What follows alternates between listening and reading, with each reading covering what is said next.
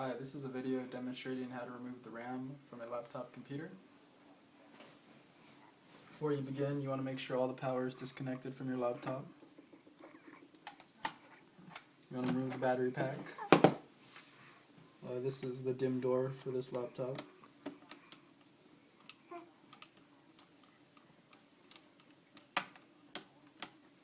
You want to remove the one screw.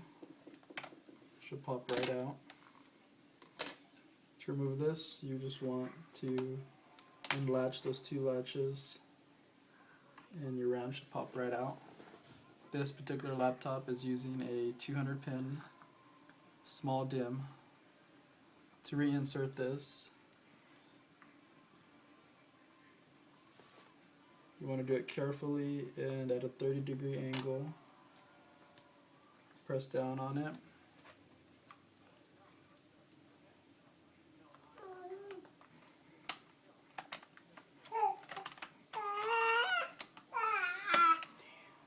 Replace your DIMM door.